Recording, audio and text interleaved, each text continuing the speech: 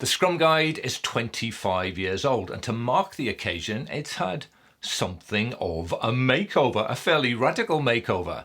But did they make things better, or did they just break it?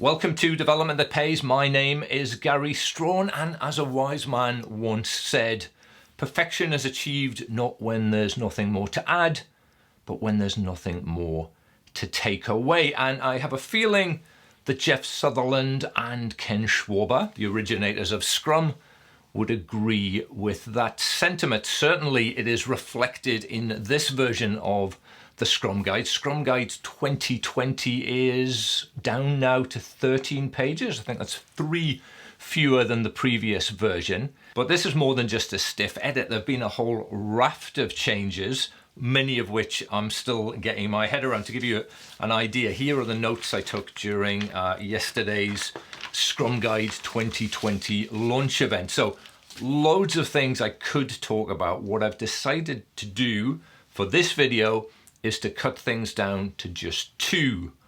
One major addition and one, for me anyway, major removal. So something that's been taken away from the Scrum Guide that most people are not talking about, but I think is a huge deal. But let's start with the headline edition, and this of course is what everyone's talking about, and I probably put it in the title of this video, so you already know that I'm going to be talking about the product goal. What exactly is the product goal? Well, let's have a look at the brand new shiny edition of Scrum Guide 2020 to find out. The product goal describes the future state of the product which can serve as a target for the Scrum team to plan against. The product goal is in the product backlog. The rest of the product backlog emerges to define what will fulfill the product goal. And there's some clarification about what exactly is a product in the context of Scrum. A product is a vehicle to deliver value. It has a clear boundary, known stakeholders, well-defined users or customers. A product could be a service, a physical product, or something more abstract. The product goal is the long-term objective for the Scrum team. They must fulfill or abandon one objective before taking on the next.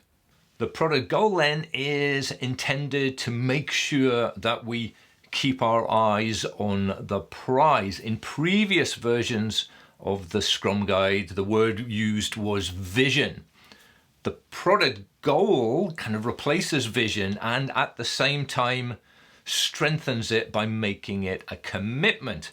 And actually by making a commitment, they've pulled off a pretty clever trick, I think, of making the product goal look like it should have been in the Scrum Guide all along. And here's what I mean by that. The Scrum artifacts, as I'm sure you know, are the product backlog, the sprint backlog, and the increment. The increment has its own commitment. That's the definition of done. The sprint backlog has its own commitment. That is the sprint goal. And now the product backlog joins the club with its very own commitment. You're right, the product goal. Let's move on now and talk about something that has been completely removed from the latest version of the Scrum Guide.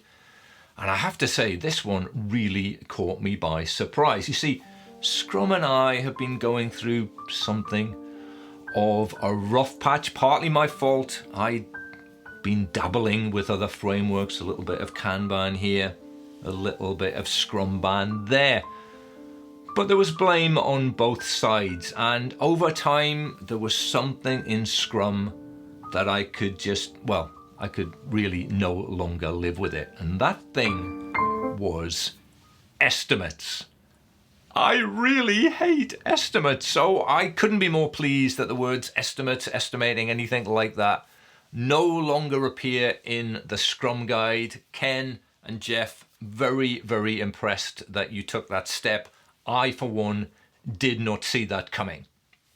Product goal in, estimates out. Those are the 2 things that caught my attention. But now I'd like to hear from you. What's the one thing that caught your eye in the new version of the Scrum Guide? Let me know in them comments below. Cheers for now.